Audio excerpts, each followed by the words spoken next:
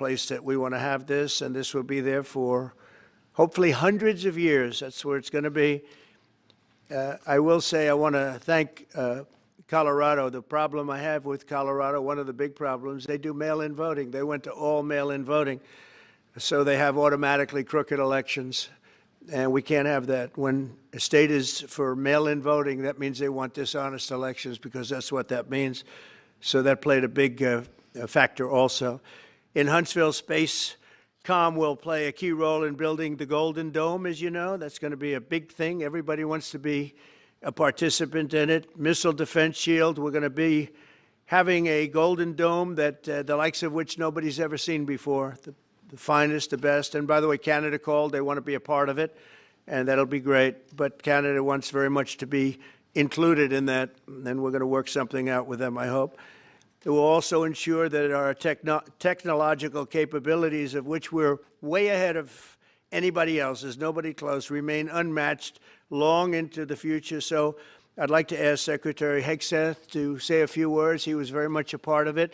And really, everybody behind me was. Every one of these people would call me and lobby me. I said, Katie, I don't want to talk to you anymore. I know what you want. She said, that's right, sir. Congratulate. These are really special people. They're politicians in many ways, but they're great patriots, I think even more so than politicians. So they fought very hard to get it, and it's an honor to give it to Huntsville. Pete, say a few words, please. Thank you, Mr. President. As usual, right place, right time, for the right reason. In your first administration, you established the Space Force at a time when we knew we had to be looking to that domain of space. You also reestablished SpaceCom to ensure that priority was put in place, and you, through the Air Force, independently identified that Huntsville, Alabama was the right place to put it.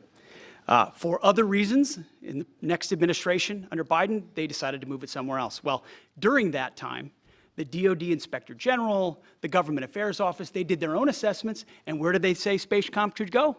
Huntsville, Alabama. So what you're doing today, Mr. President, is restoring it to precisely where it should be based on what the Space Force, the Air Force, your leadership believes will give us strategic advantage in the future. That is Huntsville, Alabama. We are way ahead in space, but this will ensure we stay leaps and bounds ahead, because that's the most important domain. Whoever controls the skies will control the future of warfare. And Mr. President, today you're ensuring that happens. Thank you. Thank you very much. Katie, would you like to say something? Mr. President, we are grateful for your leadership on this and restoring Space Command to its rightful home in Huntsville, Alabama. This delegation has worked together, both chambers, both parties, to make sure that Huntsville was the place that Space Command called home. As was mentioned, obviously the Biden administration chose to make this political. What we want to do is put the safety and security of Americans first. We want to make sure that our warfighter is put first, and we want to make sure that America continues to lead. And today, Mr. President, you've allowed that to happen. Thank you. Thank you very much. Tommy, please. Yeah, thank you. Thank you, Mr. President. This is a great day for our country, not just for our state of Alabama. We need help in our military. We need to catch up. And as Secretary Hegseth said, we're not behind in space, but we know where we're at, and we need to expound on that. Now, this move will save the taxpayers $480 million. It's not going to cost more. It's going to cut $480 million. We have the plans intact. It'll be behind a secure wall in Huntsville, Alabama, at Redstone Arsenal. We have 40,000 people there. We have the FBI there. We have missile defense there. We have NASA, Blue Origin, and SpaceX. It is the perfect place for Space Command.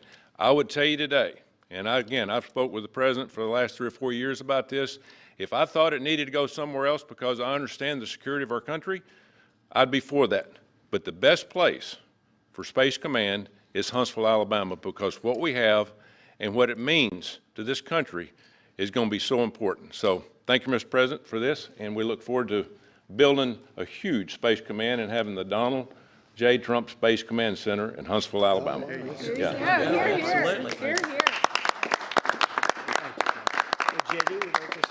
Sure. Well, Mr. President, thank you. I'll be very brief here. I lobbied the president hard to put it in Ohio, but he said these people behind us, these Alabamas, are just too powerful and too persuasive. And so it's in Alabama, but as Tommy said, this is exactly the right place for Space Force and Space Command. I think Americans ought to appreciate it and ought to appreciate the fact that you can't win the battle of the future unless you control the skies. The cyber security, the communications, the entire infrastructure of the battle in the 21st century will be in space. So it was a visionary move in the first administration for the president to set up Space Force, and I think an equally visionary move to make sure that Space Force is right where it should be in Huntsville, Alabama. Thank you, sir. Thank you very much. Gentlemen, anybody want to say anything? Would you like to say? Mr. President, another promise made, another promise kept. You think about it, Redstone Arsenal is critical to national security. The president said when you were the 45th president, let's do what's right for national security. And today, that's exactly what we're doing. It's not because of this or that. It's because it's right for national security. You think of the 21 categories that were evaluated to determine what was best for national security. All indicators pointed back to Huntsville, Alabama, and Redstone Arsenal. We have the right people at the right place at the right time. Mr. President, on behalf of the people of the 5th Congressional District and all of Alabama, thank you for keeping your word. Thank you. Absolutely. Thank you very much. Anybody? Let me just say, Mr. President, I want to say thank you. And thank you for doing this because it was the right thing to do. When they looked at all the numbers, Huntsville was the place to go, and like you say, it was unfortunately pulled out, but you made it right. So I want to just say thank you again for a grateful nation, and to the state of Alabama, we're very grateful. Thank you, and God bless. Thank you very much. Thank you. Thank you very much. Please, go ahead. Mike? Thank you, Mr. President.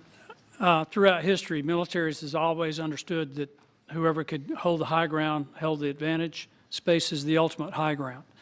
And what we're doing with moving the Space Command to Huntsville is absolutely critical to our maintaining dominance in that sphere. And it goes hand in hand with what we're trying to do with the Golden Dome and missile defense to defend against anyone else who tries to enter that sphere. So thank you, Mr. President. Thank you very much. Please, go ahead. Thank you, Mr. President. And obviously, national defense is a huge issue. And when you look at the scores, Alabama was #1. And for political reasons, it was moved out of our state. But Mr. President, thank you for making priorities the defense and the warfighter and the safety of this nation. And in the big, beautiful bill, that Golden Dome will be built in Huntsville, Alabama, and we're grateful for that. Thank you. Listen, as chairman of the Armed Services Committee, I care very much about what's most important for our national security. And the president held a nationwide competition to determine where we should have this command. If y'all remember, at the end of that competition, where Alabama came in first, there was a lot of complaints from the other states who did not place well. He said, we'll do it over with new criteria to accommodate your concerns. Alabama came in first in that second competition. His Secretary of the Air Force reviewed the results, said it was fair, and the president named Huntsville. It was the Biden administration that decided to make it political, even though his own Secretary of the Air Force said it was a fair competition and it should be in Huntsville. So I want you to know I appreciate this president standing up and being strong and saying he's going to make this right and put it where it rightfully belongs, and that's Huntsville, Alabama. Thank you very much. Good job. Appreciate it. So thank you all very much. You are going to leave me alone now? You're not going to call me anymore and talk about this subject, right? You promise? They'll start something else. But I just want to congratulate you. It's a very big deal. When you come out and when you leave the room, you'll see that we just, over the last few minutes, literally shot out a boat, a drug-carrying boat, a lot of drugs in that boat. And you'll be seeing that and you'll be reading about that. It just happened moments ago. And our great general, head of the Joint Chiefs of Staff, who's been so incredible, including what took place in Iran, knocking out potential nuclear power for a long time to come. I think within a month they would have had it if we didn't do what we did. But he gave us a little bit of a briefing, and you'll see. And there's more where that came from. We have a lot of drugs pouring into our country, coming in for a long time. And we just, these came out of Venezuela and coming out very heavily from Venezuela. A lot of things are coming out of Venezuela. So we took it out, and you'll get to see that after this meeting is over. Do you have any questions, please? Yeah, please. Thank you, Mr. President. Senator Tuberville talked about the cost savings Yeah. associated with this announcement. Can you talk about the strategic benefits by having Space Force Command headquartered in Huntsville? Well, it just works because we have so much else there. And having a central, you could call it a central command, but it really is a command station. Also, even locationally, where it is, and when you think about flying distances, if you can save a half an hour as fast as some of these planes go and things go, and even the rockets go, if you can save by having the best location. So we went out, as you know, to experts, and we had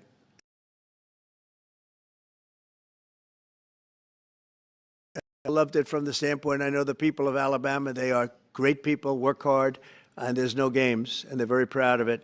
And I would say they fought harder for it than anybody else also. A lot of states, 5 states really wanted it, but they wanted it more. And I kid you not when I say that these people, they spoke to me a lot. That's all they wanted to talk about. They didn't want to talk about the weather.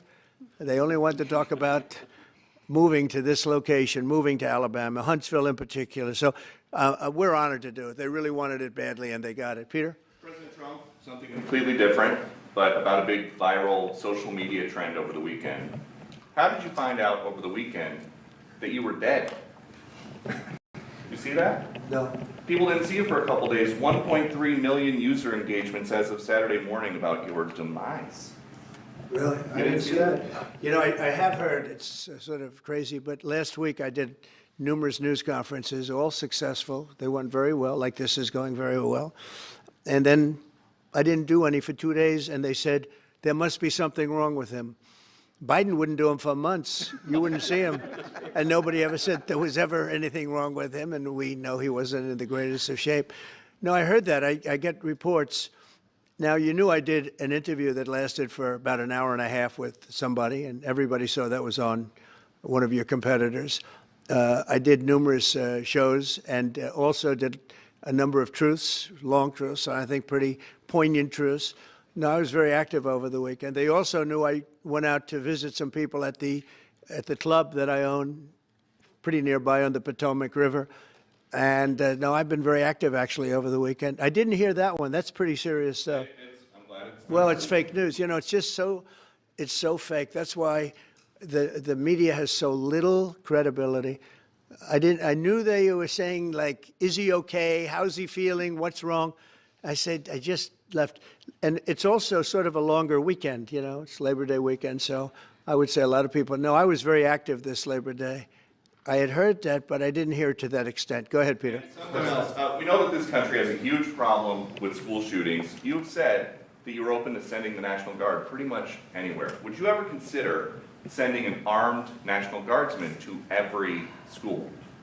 Well, we have a big problem with school shooting, but we also have thousands and thousands of schools that run perfectly. You know, they talk about you can do things construction-wise, and that's really, I think nobody knows more about construction than me. You can build the construction doors. You can build what they call safety doors, where they lock on the outside, the inside, and every place else. Well, but if one of these lunatics happens to get through, then the police can't get in.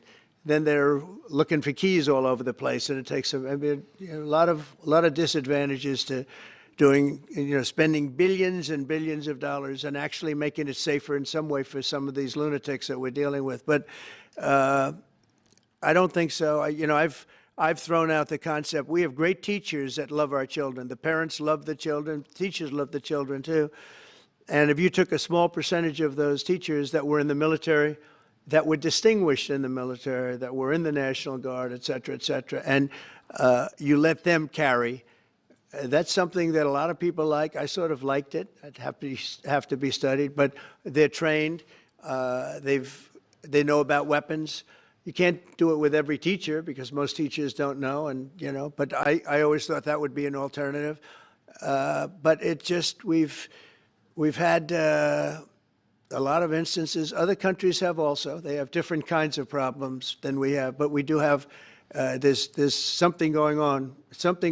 And it's a bad thing. Yes, please. Have you spoken with President Putin in the past week?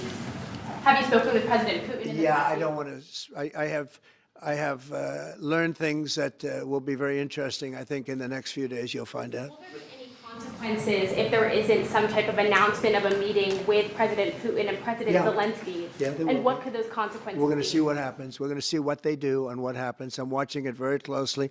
Last week they lost 7,000, between the two countries, 7,313 soldiers, to be somewhat exact, for no reason whatsoever. And they're Russian and they're Ukrainian, but, you know, they're soldiers.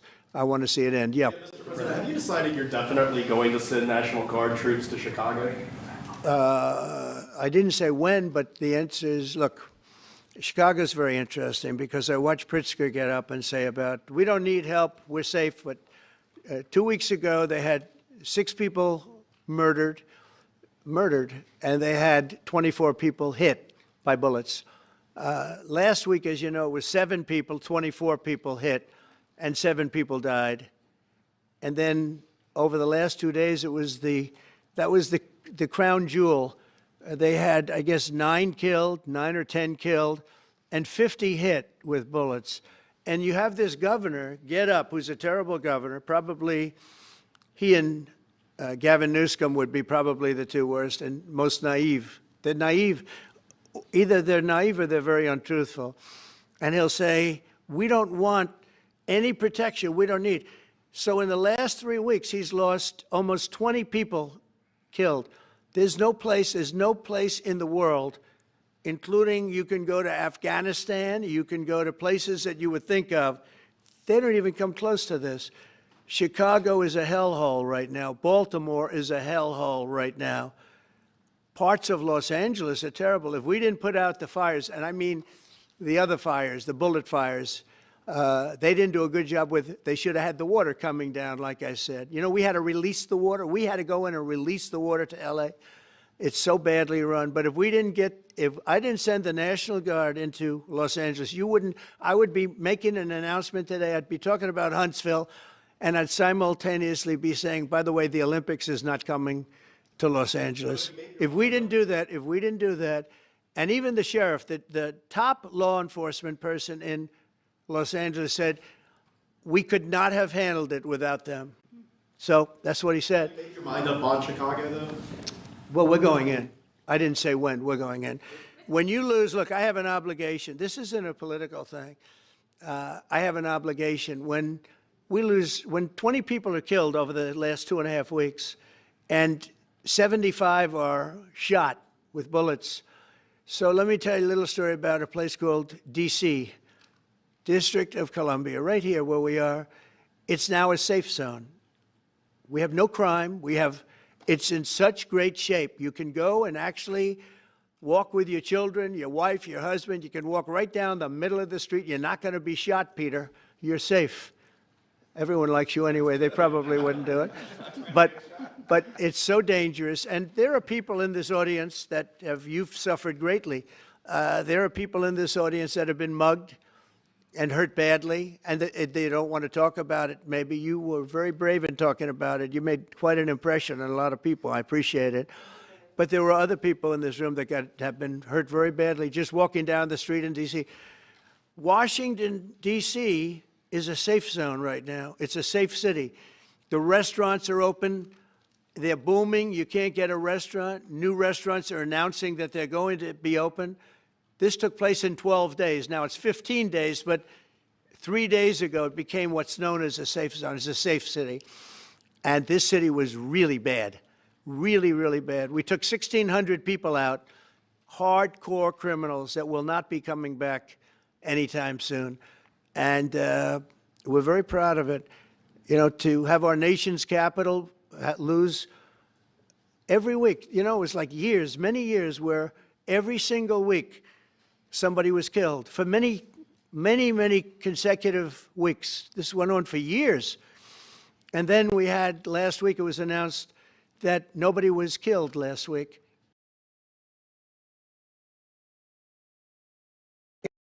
Proudly, ladies and gentlemen, nobody was killed in Washington, D.C. this week. He looked at me like, what's that all about? I say, yeah, we have a little bit of a crime problem. and we don't have a crime problem in Washington anymore. And the mayor has been very helpful, and the police commission has been very helpful, and it's been a great team. And I would love to have Governor Pritzker call me. I'd gain respect for him and say, we do have a problem, and we'd love you to send in the troops, because you know what? The people, they have to be protected. I saw today on one of your networks, not a friendly network, except really the opposite, I would say, very unfriendly network, and they interviewed about 12 people on this morning. Most of them were African American, they were black, and they were saying, please, please, please let the president send in. These were people from Chicago. Please, we need help. We need help. We can't walk outside. We're petrified. If the governor of Illinois would call me up, I would love to do it. Now, we're going to do it anyway. We have the right to do it because I have an obligation to protect this country. And that includes Baltimore. I saw where Governor Moore was asking me to take a walk down the street of Baltimore. Well, Baltimore is a very unsafe place. It's rated number 4 in the city, one of the most unsafe places anywhere in the world. But, you know, we took care. This was a beautiful thing that happened in Washington because we showed that it could be done. And this wasn't just sending big, strong guys, and they are big and they are strong. You know, we had a great decision from the Supreme Court that had to do with sort of talent. It had to do with you are put down based on merit. You can hire based on merit. So merit for a soldier or for a policeman is strong, physically fit, having a certain ability, not a person that is woke and got the job through woke, but wasn't strong enough to lift a gun out of the holster, et cetera, et cetera. No, I looked at the police. As you know, last week I went over, we had a meeting there had to be 300 people, and they were all very impressive looking. And when the bad guys see them, they're not going to do a thing. And so I'm very proud of Washington. It serves as a template, and we're going to do it elsewhere. But Chicago is certainly going to be high. I would love to have him call. I would love the governor of Illinois. I'd be honored to take his call. All he has to do is say, sir, we need help. It's out of control. And everyone knows it is. He's not kidding anyone. I would love to have I would say Governor Moore call, because I watched him over the weekend trying to explain that Baltimore, what they need is housing. No, they don't need housing. They need to get rid of the criminals. These are hardcore criminals. You know, we took many people off the streets of Washington, D.C. They're hardcore. They're not going to be good. In 10 years, in 20 years, in 2 years, they're going to be criminals. They were born to be criminals, frankly. They were born to be criminals, and they're tough and mean, and they'll cut your throat, and they won't even think about it the next day. They won't even remember that they did it. And we're not going to have those people. Washington, D.C.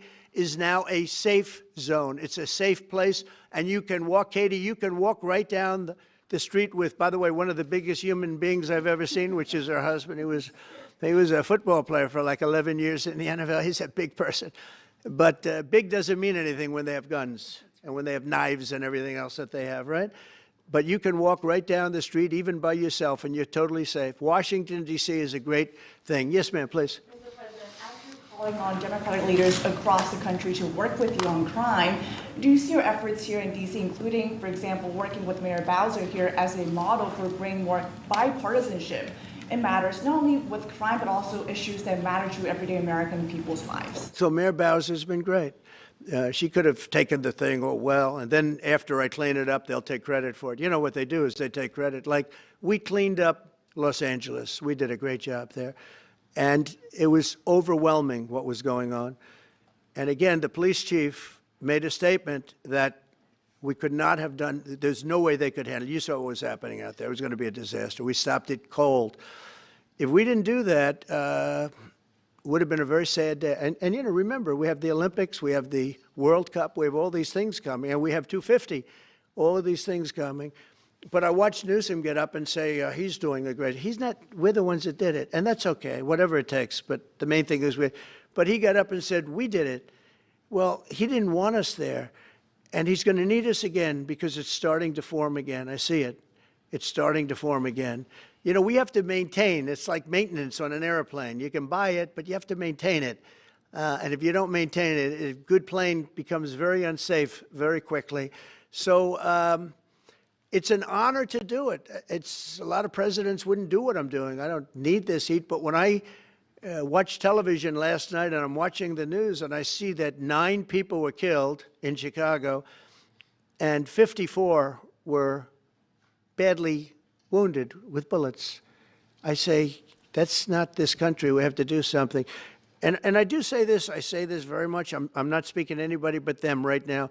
I would love to receive calls from governors and mayors saying they need help. We'll help them. We have a lot of people. We have a great force. We have a great military force. You know, Pete will tell you that when I was running for office, and this was a big headline, I think, you know, probably got me a couple of votes, but you couldn't sign people in the military. Nobody wanted to join the military, the Army, Air Force, the Navy, Marines, Space Force, Coast Guard. We never forget Coast Guard because they've done such a great job. Never.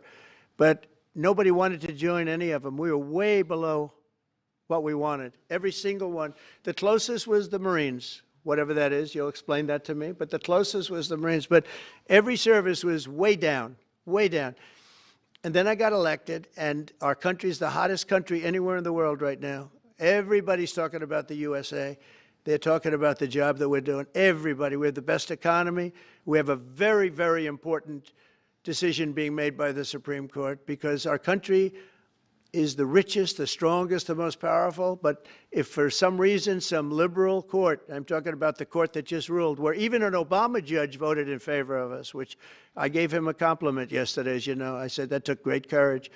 But it's a liberal court, and it's going up to the Supreme Court, who I think have been incredible people. I think they've made very wise decisions. But the tariff question, because without the tariffs, this country is in serious, serious trouble. We've taken in almost $17 trillion of investment is coming in. Most of it is coming because of tariffs. And if for some reason somebody wanted to be politically correct, I actually think it's unpolitically correct. I think politically correct is to approve it, because there's nothing so popular as what's happened to our country. Our country is doing so well. But we had a liberal court gave us a very shocking ruling, and that ruling is basically saying that the trillions of dollars that are pouring into our country, putting us in a position like no country is anywhere in the world, that they'd like to see us that taken away. By the way, a lot of the people behind that lawsuit, that particular, are from foreign countries, I might add. There's a video that is circulating online now of the White House where a window is open to the residents upstairs and somebody is throwing a big bag out the window. Have you seen this? No, that's probably AI.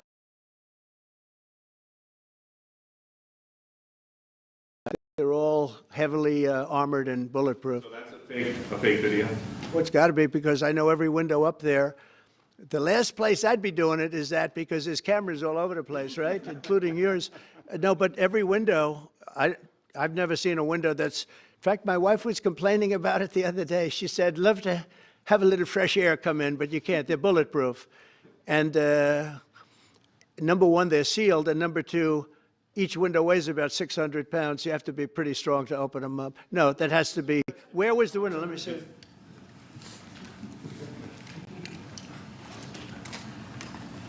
Maybe from the renovations. Which is the window? It looks like this is on the 15th Street side, I think. Yeah. So right here. Yeah, those windows are sealed. Those windows are they're all sealed. You can't open them. It's the kind of thing they do. And one of the problems we have with AI, it's both good and bad. If something happens really bad, just blame AI. But also they create things, you know, it works both ways.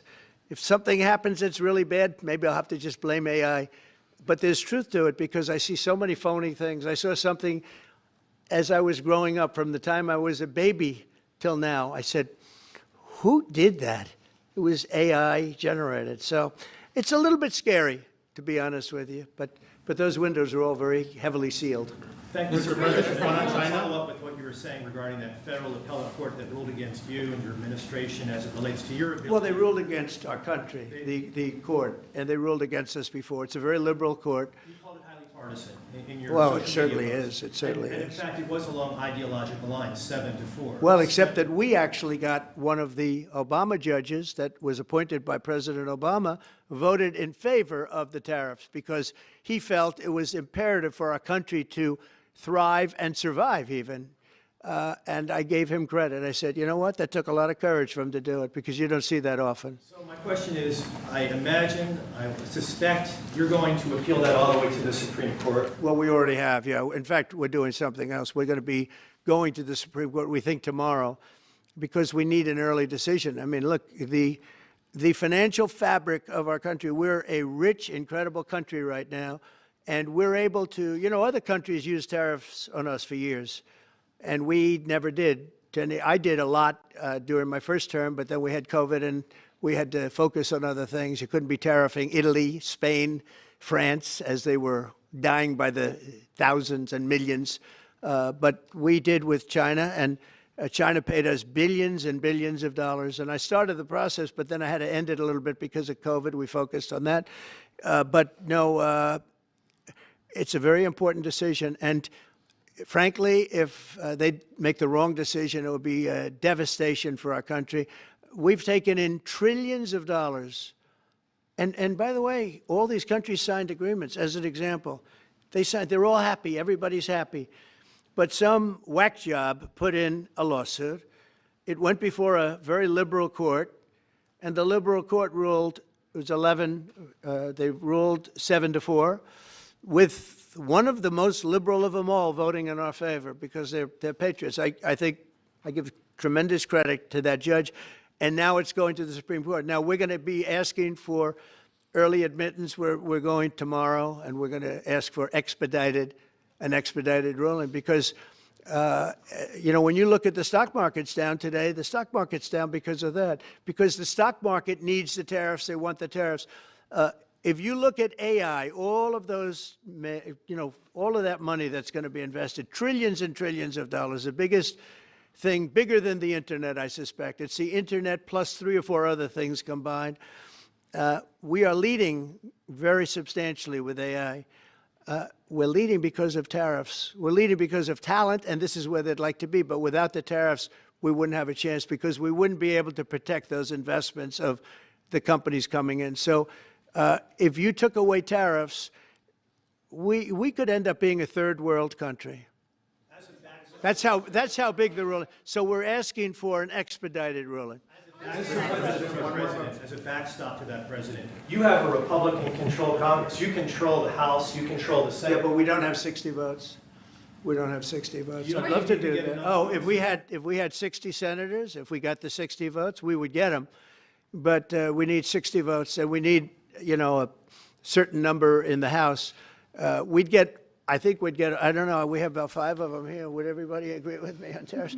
Without tariffs, we're a different country. We have taken in so much money. And here's the thing.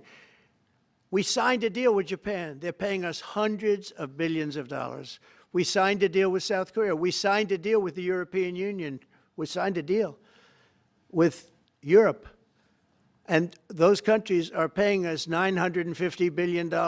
And they're happy about it. They're okay. As one of them said, it's amazing that we got away with it so long. One of my friends, a leader of one of the countries, and they're fine with it. They all signed. If that ruling ever went against us, I guess we'd have to give back hundreds of billions. We would have to give trillions and trillions of dollars back to countries that have been ripping us off for the last 35 years. And I can't imagine it happening. On a legal basis, they have no legal basis whatsoever. But on a common sense basis, it would destroy America. Okay. You talked about controlling the sky. On Sunday, the satellite signal of Ursula von der Leyen's plane was alleged. With Ursula? Well, she had an interesting event. She's a tremendous woman. And so what are you asking me about her? NATO is concerned about it, I do too, about this. NATO is concerned about it. Well, nobody knows where it came from, but they did take away her ability to use a phone. You know? Sometimes that's a good thing. Sometimes that could happen to me. I'd be very happy. Mr. President, reducing the tariffs on India from 50%. What does that mean? Are you considering taking away some of the tariffs that you've imposed on India? You had posted. No, we get along with India very well, but India has, you have to understand, for many years it was a one-sided relationship. Only now since I came along, and because of the power that we have with tariffs, India was charging us tremendous tariffs, about the highest in the world. They were about the highest in the world, number one. And we therefore weren't doing much business with India, but they were doing business with us because we weren't charging them. Foolishly, we weren't charging them. So they would send in massive, you know, everything they made, they'd send it in, pour it into our country. Therefore, it wouldn't be made here, you know, which is a negative. But we would not send in anything because they were charging us 100% tariffs. And, you know, I'll give you an example, Harley Davidson. Harley Davidson couldn't sell into India. There was a 200% tariff on a motorcycle. So what happens? Harley Davidson went to India and built a motorcycle plant. And now they don't have to pay tariffs. Same thing as us. So what we're doing is literally thousands of companies are coming into the U.S., car companies, AI, but, you know, more traditionally, car companies. We have so many car company factories under construction or being designed right now. And they're coming from China, they're coming from Mexico, I must tell you, and they're coming from Canada, a lot of them coming from Canada. But they're coming into our country because they want to build here. And they want to build here for two reasons. Number one, they'd like to be here. And number two, the tariffs are protecting them. And number three, they want to avoid paying tariffs. When they build their cars here, they don't have any tariffs to pay. You know, when you build here, you don't have any tariffs. Mr. President, Go ahead, in light of the Minnesota shooting last week, the Department of Homeland Security is now awarding more than $100 million to hundreds of faith organizations across the country to help them ramp up security. What's your vision for further protecting religious liberty across the country amid incidents of threats? And we're talking about every religion now. And we're doing things on that nobody else has ever done. And we're going to be having a big announcement in about 2 weeks on that question. Yeah, please. On Space Command, sir, are you concerned that people may not be willing to relocate from Colorado to Alabama? No, I'm not worried. We'll get somebody else. I mean, the problem with Colorado is they have a very corrupt voting system. Look, I have so many friends in Colorado. Anytime you have mail-in voting, you have corrupt elections. Very simple. It's very simple. Even Jimmy Carter said it with his commission. They set up a commission with him and Scoop Jackson and some people, highly regarded people. And they said the finding was, if you have mail-in voting, you will have corrupt elections. Well, your radical left governor decided that he was going to have all mail-in voting in Colorado. Once you have all mail-in voting, and for whatever reason, the Democrats cheat. And they cheat like, you know, they're not stupid. That's the only thing. They're no good on policy. They're no good on management. They're no good at government. But they're great at cheating. And they stick together, too. I give them credit for sticking together. Mr. President, please. Obviously, this is a big win for national security, moving this to Alabama. We've all can agree with that. Big. Is there any idea of the economic impact this has on the state and on that local area? Katie, do you want to answer that? Look, I mean, go ahead, George. Please go. This is going to be tremendous. I mean, the state of Alabama, what we've seen through this process is the worst of Washington. We've seen politics get in the way of what is best for the warfighter, what's best for national security. And the state of Alabama is about to show the country the best among us. So we know the economic impact is going to be tremendous. There at Redstone Arsenal, we're proud to house everything from the FBI to headquarters there for material command to a number of things. We obviously have NASA with Marshall Space Flight Center, and so this naturally fits within. When you look at the decision matrix that they placed in front of us, that's why we ranked so high, is because we have the resources necessary and the ability to build out quickly to meet the needs in front of us. As far as economic impact, it would be tremendous. Does anybody have an exact number? 1,600 jobs. 3,000 spin-off. with 3,000 spinoff. Look at this. This is teamwork right here. So we are really proud, and the people of Alabama are ready to get to work. And I've got a housing question, if you could, just for a second, Mr. Yeah, President. please. Owning a home and going about the American dream seems like it's out of touch for a lot of Americans. Just recently, you pushed out a statement about addressing an emergency housing situation. That's right, we're thinking about doing that. Yeah, can you just... Well, we need a little help from the Fed. We have a man named Jerome Too Late Powell. You probably heard of him. He's too late, way too late. And the economy is so strong that it's pushing through that. Normally, it would have been much tougher, but we're doing so well that we're pushing through it. But it makes it very hard for people to get mortgages because too late is too late. Very simple. He's too late. And probably political, whatever. He wasn't too late before the election. Before the election, he was cutting rates, right? Because he was hoping that, I guess, Biden would get in or that Kamala would. He was a big Biden guy. Explain that one. And then he was a Kamala person. But he was hoping, I guess, she'd win, I guess. I don't know. It didn't work out too well. But, yeah, we need a very serious cut. You know, I think that if you look back many decades ago, the United States was always the lowest. Even if they were doing badly, the United States was, because without the United States, everything in the world would die. It's true. It's so powerful. It's so big. And I made it really big in the first 4 years. Then it started to degenerate with what this Biden administration did, but we built it up to a level that I never thought we could be at this quickly. We're the hottest, we're the best financially. The money coming in is so big because of tariffs and other things, but because of tariffs. Tariff gets us even those other things. Plus, it gets us great negotiating. I settled 7 wars, and numerous of those wars were because of trade. And numerous of the trade deals that I made were because of tariffs. It gives you a great negotiating ability. If that ability were taken away from us by a liberal court acting on essentially foreign nations asking to get help from the United States government, when they've been doing this to us for 40 years, that's why we have $38 trillion in debt.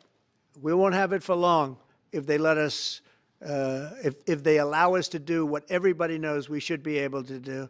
Yeah, please. Mr. President, another Biden-era action that you're now reversing is that you signed a deal last week to make federal buildings adopt and embrace classical architecture styles again. Can you talk to us about why you do that, and also what's your vision? Well, we want to see beautiful buildings. Now, you know, it's in the eye of the beholder. I've seen architectural reviews over the years. I'm an expert at it. I've gotten a lot of great reviews. But I've seen buildings that I didn't think were very good get great reviews, and I've seen great buildings get bad reviews.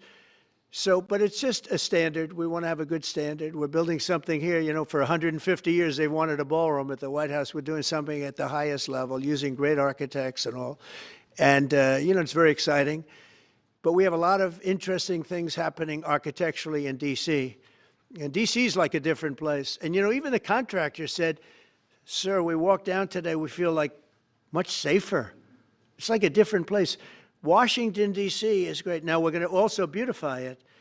We're going to put a topping on the roads. We're not going to rip them apart and take 4 years to build a road that was exactly the same by the time you build it. But we're going to put toppings. We're going to put new medians in. We're going to get the graffiti off. We're going to put tiles up in the tunnels where the tiles are missing.